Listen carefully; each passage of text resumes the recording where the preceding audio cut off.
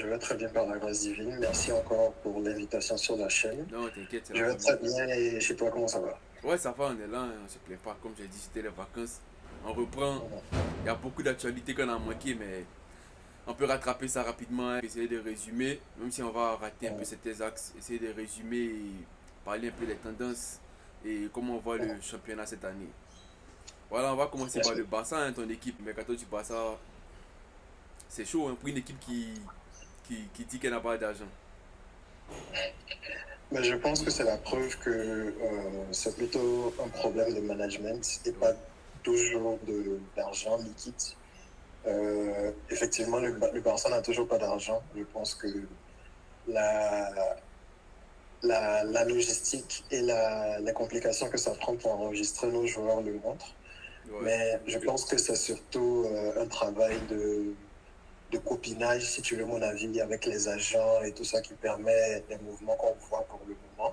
Ok. Mais on ne s'en plaint pas parce que je pense que je suis d'accord avec toi pour la capacité financière du club. Je pense qu'ils se sont plutôt bien débrouillés.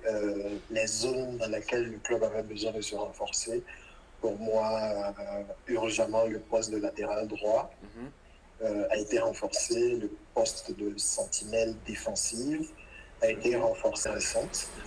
Mhm. Effectivement, il y a eu des sacrifices aussi qui ont dû être nécessaires en contrepartie, mais je pense que toute proportion gardée, je donnerais aussi une note positive au mercato. Je pense que l'équipe avait surtout besoin de renforts en termes de profondeur de banc.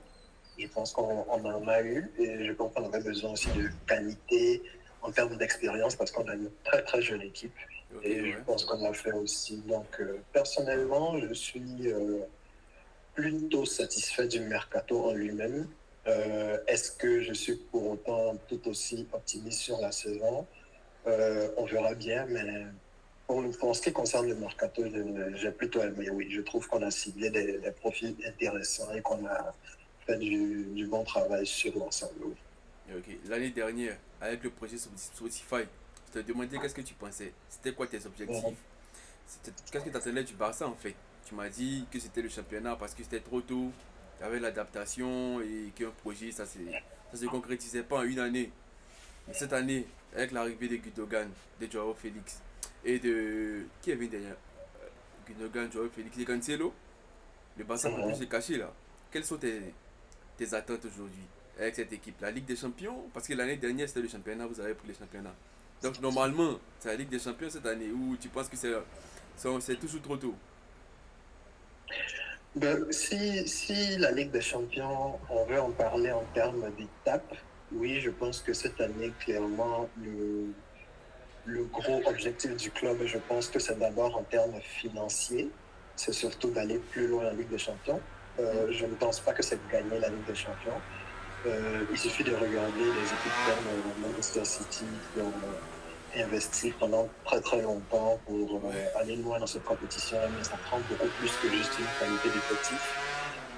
Je pense que même si le club n'avait pas le problème financier qu'il a, c'est difficile d'imaginer une équipe aussi jeune que la nôtre, même si c'est vrai qu'on a acquis certains joueurs expérimentés. Je pense toujours que sur certains bords, c'est un peu difficile d'imaginer une équipe aussi jeune pouvoir aller jusqu'au bout de la compétition. Donc, pour ma part, pour une équipe en tout cas qui n'a pas réussi à s'extirper 2 années de suite de la phase de groupe, je pense que c'est réaliste d'espérer déjà d'arriver au moins au quart de finale de la compétition. Je pense que, vu surtout le groupe qu'ils ont acquis cette année, Ouais. c'est réaliste de penser que sortir des groupes et obtenir un tirage plus ou moins favorable en huitième de finale devrait te permettre d'arriver au moins en quart de finale sans avoir à faire de miracle. Donc, personnellement, c'est mon objectif. Je pense que la Ligue des Champions, c'est la compétition qui n'a pas d'égal. Donc, même si c'était une équipe qui avait des jeunes joueurs top à toutes les positions, j'aurais dit maximum demi-finale. Donc, si tu me demandes mon rêve personnel, je dirais au moins demi-finale. Et mon rêve réaliste, je dis au moins quart de finale. Pour moi, c'est ce qui s'impose pour montrer qu'il y a vraiment une évolution dans le projet. Ouais, c'est vrai, c'est incohérent ce que tu dis. Mais on est d'accord qu'avec cette équipe, vous devez sortir au moins des poules. Parce qu'on a vu que votre poule, c'est pas la poule la plus difficile aussi, hein. Là, si vous ne sortez pas, c'est qu'il y a un problème interne, au-delà de l'effectif. On est d'accord, non?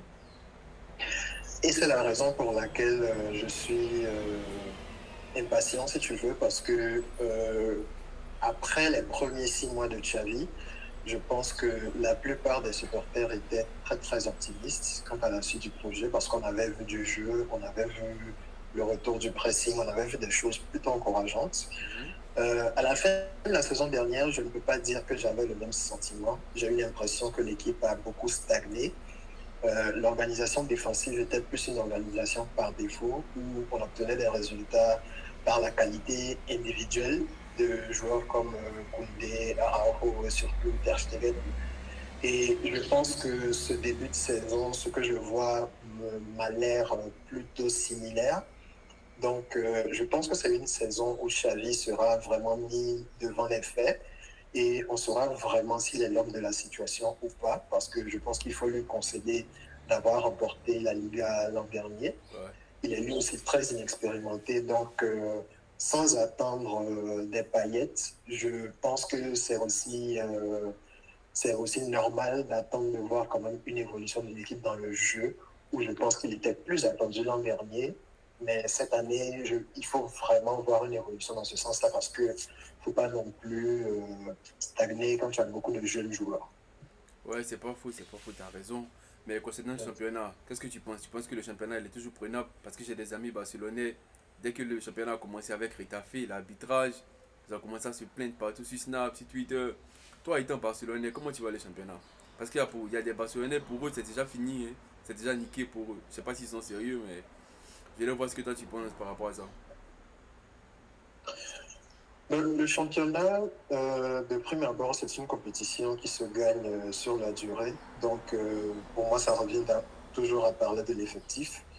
Je pense que l'effectif du Real, qui est le principal concurrent, bien sûr, est intéressant, mais pour moi, est un peu juste.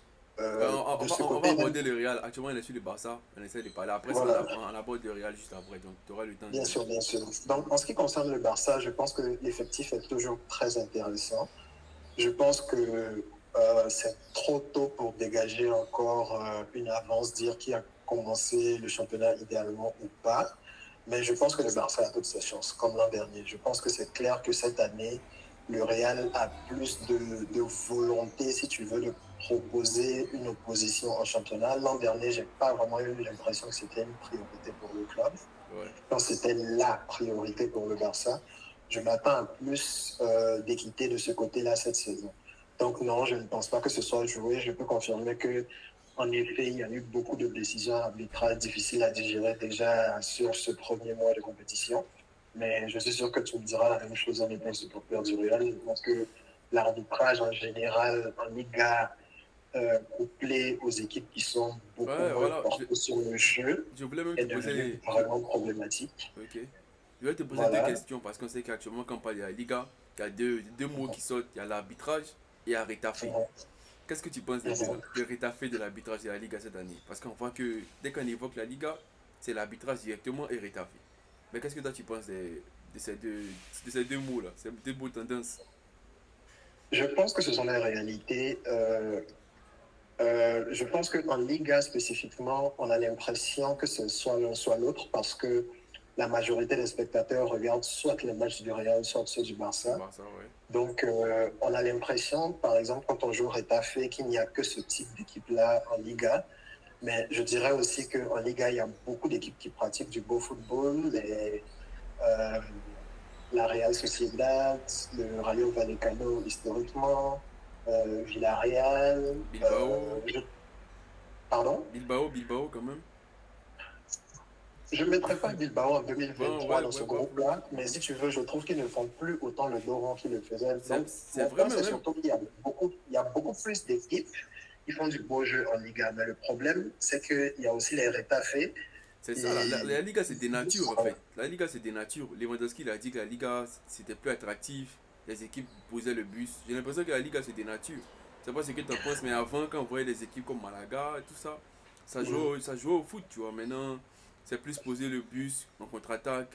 Je sais pas qu'est-ce que tu penses, mais C'est une réalité, mais pour moi, ça s'explique surtout par tous les problèmes financiers. La plupart des meilleurs joueurs de Liga font exode vers la première ligue, même vers le championnat italien. Il y a beaucoup moins de talents qui restent en Espagne.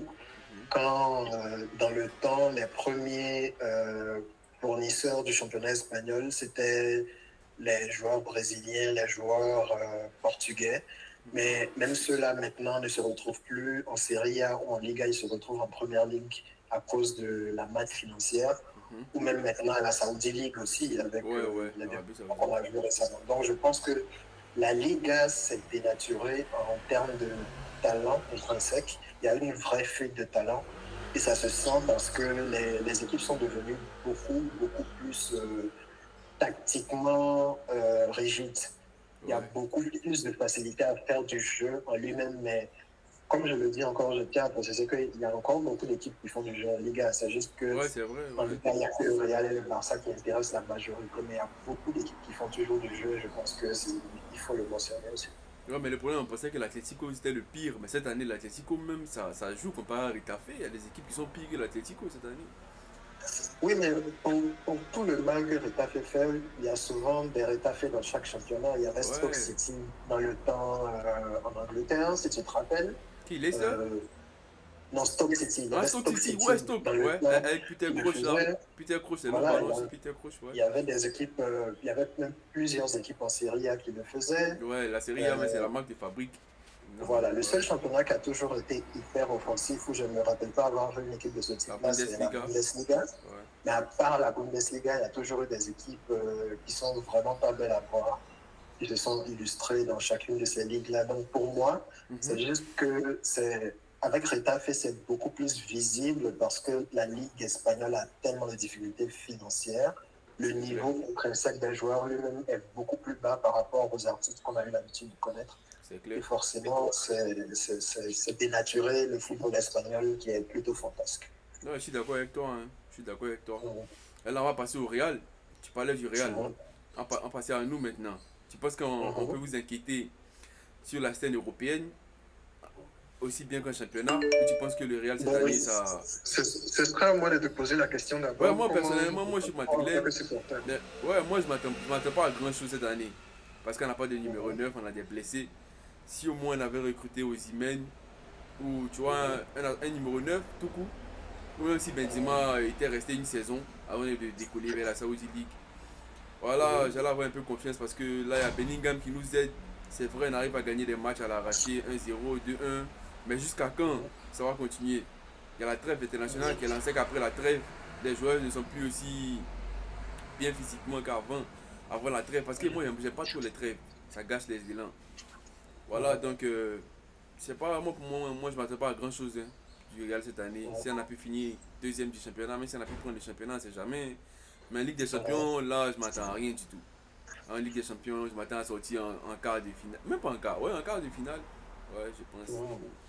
Voilà quoi. Et toi, qu'est-ce que tu en penses? Non, je suis d'accord avec ton analyse pour le championnat. Je pense que la période actuelle du Real me rappelle un peu le début de l'an dernier, Hmm? où tu avais déjà Valverde qui était extraordinaire, qui marquait des buts chaque C'est match, ça qui en fait. donnait l'impression Pareil, d'être pareil, top 3 milieux au monde. pareil, pareil, Mais pareil. tu sentais que dans le jeu, ça ne pouvait pas durer sur toute la saison. Ouais, Après la Coupe du Monde, on a senti le c'est contre-coup. ça en fait. Bellingham est immensement plus talentueux et je pense qu'il risque de marquer lui aussi une ère au Real. Mhm. Mais est-ce que c'est réaliste de continuer à espérer qu'il fasse les différences qu'il a fait jusque-là? Pas vraiment. Là, je suis d'accord avec toi. Et je pense que naturellement, Ancelotti va finir par devoir changer le système à un moment. C'est ça. Peut-être qu'ils ont déjà commencé à l'essayer à l'entraînement et qu'ils se préparent éventuellement à devoir le faire. C'est ce que j'affirme même quelques comme Ancelotti. Mhm. Mais je suis d'accord avec toi que si le plan, c'est de garder ce système-là, surtout sans Thibaut Courtois, qui était le gardien ultime de la forteresse, Ouais, qui était la je protection pense, même du Real. voilà, Mhm. il était pour moi sur les 3 dernières saisons pas loin d'être le meilleur joueur du Real. Donc, ça risque d'être difficile de garder cette formule-là jusqu'à la fin. Maintenant, en ce qui concerne la Ligue des Champions, Avec le Real, moi, je te dirais que je mets jamais d'impossibilité. Je me dis Bravo. que quand tu as l'expérience de champion, quand tu sais vraiment ce que ça prend pour gagner, il n'y a vraiment aucun contexte dans lequel tu es mort quand tu as une équipe comme le Real. Je pense qu'ils ne sont pas dans un groupe insurmontable. Donc, l'effectif peut déjà être très différent en février au moment des matchs à élimination directe que ce qu'on voit maintenant. Il se trouvera un neuf d'ici là. Et si c'est le cas, ben, dans ce cas, je m'attends à une équipe très, très, très différente. Et je préfère avec le Real ne jamais prendre de conclusion hâtive parce que c'est une équipe qui n'a jamais vraiment dominé toute la saison, mais qui domine les parties importantes de la saison pour avoir des trophées à la fin. Donc, je dirais en championnat, je suis d'accord avec toi que je ne vois pas favori sur la durée, mais qui sait, parce que cette année, le Real, le Barça aussi n'est pas non plus focalisé à 200% sur la Ligue. Ouais, c'est ça, c'est ce que je disais. On a fait le tour. Donc, je pense qu'on va terminer la vidéo en me donnant les favoris. Tes favoris en Ligue des Champions cette année. Les 5 favoris en Ligue des Champions. Pour toi, qui peut gagner la Ligue des Champions cette année?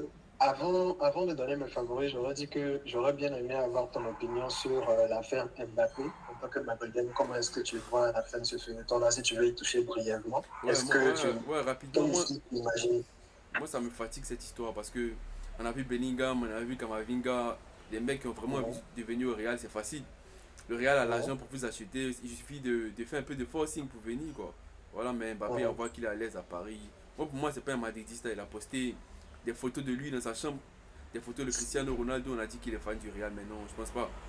S'il était vraiment fan du Real, il y a longtemps même depuis 2017, il aurait été au Real. Pour moi, il est fan de Ronaldo, mais pas du Real, voilà.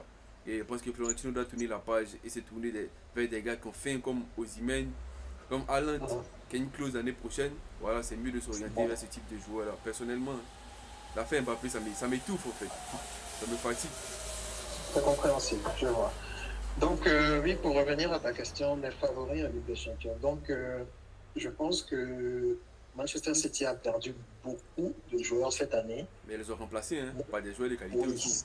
voilà, ils ont perdu beaucoup de joueurs, mais je pense que s'il y a bien une équipe où le système est plus important que les hommes, c'est bien Manchester City. Ouais. Euh, je pense qu'ils ont toujours une défense très solide, qui est la base de leur triomphe pour moi. Mhm. La défense est toujours solide, ils ont toujours la meilleure sentinelle actuellement au monde pour moi, Rodri. Ouais. Kevin De Bruyne a eu ses pépins physiques cette année, mais je pense qu'il sera aussi de retour au moment des matchs importants. Ouais, ouais. Haaland est toujours là. Grealish m'a beaucoup surpris l'an dernier. La question, c'est surtout quelle sera l'animation sur l'aile droite. Donc, s'il s'agit encore de Bernardo Silva, pour moi, c'est difficile de penser ils ne seront pas candidats au titre une nouvelle fois. C'est clair, c'est clair. C'est une équipe plutôt complète. Avec eux, je pense que c'est difficile de ne pas parler du Bayern, qui a, en termes d'effectifs, pour moi, a le second effectif le plus intéressant en Europe. Mhm. C'est vrai que le transfert de Palhinha manqué sur la fin aurait vraiment fait pour moi, un favori à la hauteur de City. Mais je pense qu'il risque de le recruter en janvier et à ce moment-là, si Tourelle n'a pas encore été viré, parce que pour moi, Ouais, il n'est Tourelle pas pour loin moi, de l'être. il correspond pas au Bayern Parce pour moi, ouais. je ne sais pas si c'est un problème de correspondance, mais en tout cas, je ne vois pas encore son empreinte dans le jeu du Bayern. C'est clair. Donc, à voir. Mais en termes d'effectifs, je pense que c'est clairement avec City les deux meilleurs effectifs d'Europe. Mhm. Avec les deux équipes, je te dirais que naturellement, je t'aurais dit que le Real vient naturellement après les deux, mais c'est vrai que cette année, l'effectif du Real me laisse un peu pensif. Donc, C'est je clair. dirais que Il y a de quoi. avec, voilà, je dirais qu'après ces deux équipes-là, pour moi, il y a un palier avant les autres équipes qui, pour moi, peuvent prétendre vraiment à la compétition. Il y a beaucoup d'équipes qui font du jeu, qui sont intéressantes, mais qui n'ont pas nécessairement l'expérience ou le vécu en Ligue des Champions. Je pense à Arsenal, Ouais. je pense à peut-être dans certaines conditions à l'Inter Milan encore, qui n'est pas arrivé là où ils sont arrivés l'an dernier par accident. Il y Pour a moi, ce serait l'AC Milan. une erreur. L'AC Milan Là, aussi. c'est Milan qui a fait un beau mercato cette année. À voir aussi où ils vont. Je pense, j'ai pas envie de mettre une autre équipe qu'Arsenal en Angleterre. Je pense que les autres équipes sont un peu. J'ai pas non plus envie de faire ça, qui pour moi n'a encore rien prouvé à ce niveau-là dans les compétitions européennes. Donc pour moi, je te dirais, tu me diras qu'Arsenal ne l'a pas fait non plus, mais je pense que quand je les vois jouer, que c'est une équipe qui a Arsenal, ouais. plus avancé dans son projet. Ouais. Donc je te dirais, Manchester City et le Bayern sont sur un palier spécifique. Je te dirais que, ouais. voilà, je te dirais que pour moi, le Real est toujours dans le palier juste en dessous, jusqu'à preuve du contraire. Il y a le Barça aussi. Il y a le Barça. Peut-être, mais on verra bien. Non. Moi, je ne mets pas encore le Barça, si tu veux, dans un panier d'une équipe que j'attends. J'attends de voir qu'on le prouve. On a l'effectif, Ouais. je suis d'accord, mais j'ai encore beaucoup de questions, surtout sur Xavi, lui-même en tant que technicien. Est-ce qu'il aura la bonne lecture? Est-ce qu'il aura le bon tempérament? Il y a encore beaucoup de questions sur Xavi. L'effectif est bon, mais je ne peux pas les mettre juste à ce niveau-là sur la question de l'effectif. Pour les questions que j'ai sur l'homme à remporter la Ligue des Champions. Donc, je peux dire. Et le PSG qui a pris Dembélé et tout ça. Le PSG, je pense que le projet a l'air intéressant dans les normes. L'effectif est intéressant, mais pour moi, il manque toujours beaucoup de pièces au milieu de terrain. Pour moi, le PSG ne m'a jamais impressionné par son milieu de terrain, qui pour moi est l'ingrédient par lequel les grandes équipes se démarquent dans les championnats, être capable de contrôler les matchs. Jusqu'à présent, je ne vois pas un match où le PSG contre les équipes du même acabit réussira à contrôler le match avec leurs pièces actuelles au milieu. C'est toujours la grande interrogation que j'ai. Il y a Ugarte qui est là. Il y a Ugarte qui fait des matchs pas possibles. Ugarte, le jeune Ugarte. Oui, ils ont besoin effectivement d'un profil de ce type-là, mais c'est différent de contrôleurs pour moi. Ils n'ont pas de joueurs comme un Modric au Real, comme un Bellingham au Real, comme un Frenkie de Jong au Barça, comme un Rodri, comme un Kimmich au Bayern. Pour moi, ils n'ont vraiment pas ce profil-là d'un joueur qui peut contrôler un match. Ils ont des bons joueurs, ils ont des joueurs qui font la différence. Mais pour moi, ils ont toujours Mbappé. Je pense que c'est surtout ça le gros point du PSG. Mais ils ont aussi recruté des gens comme Dembélé, pour moi, qui sont rarement un gage de prospérité. Il y a beaucoup d'éclat. Ouais, mais est-ce que dans les matchs qui comptent, qui t'emmènent là où tu veux aller, ça reste un amoureux. Voilà, je suis fan de Luis Enrique, mais je veux voir ce que ça donne, surtout qu'ils sont dans la poule de la mort cette année. On va voir comment déjà ils vont sortir de la poule avant de parler de la suite. C'est ça. Mais pour moi, oui, je pense qu'ils ont l'effectif pour, mais je ne les mettrai pas, d'après leur vécu aussi, je ne les mettrai pas parmi les favoris. Juste maintenant, je ne ferai pas comme les médias français à dire que juste parce que c'est pareil, ils sont favoris. Je pense qu'il faut le montrer sur le terrain, exactement comme le Barça. C'est clair. Moi, je pense que je partage ton avis. Hein. Les favoris, c'est pareil pour moi, hein, ce que tu as dit. Sauf qu'à la place de l'Inter, je mets Milan parce que c'est ma deuxième équipe, là c'est Milan, donc j'ai un penchant pour Milan. À part ça, ouais, et le Bayern en termes d'effectifs, oui, mais en termes de jeu, c'est très inquiétant. Hein, parce que j'ai suivi tous les matchs du Bayern depuis la reprise du championnat. Je vois rien d'extraordinaire. Hein. Ça gagne des matchs c'est pas par la chance, mais par un coup d'éclat. Faire rentrer Matistel qui te met une tête, ou même l'année dernière, le championnat, c'est Moussiala qui te marque un dernier but. Ça se joue, tu vois, toujours sur la fin. Du coup, le Bayern, ça m'impressionne pas, mais on attend de voir. Mais je suis persuadé que Tourelle, il n'est pas fait pour les Bref, après, on verra ce qui se passera, hein, mais voilà. En tout cas, merci Ziza. C'est toujours un plaisir de te recevoir sur la chaîne.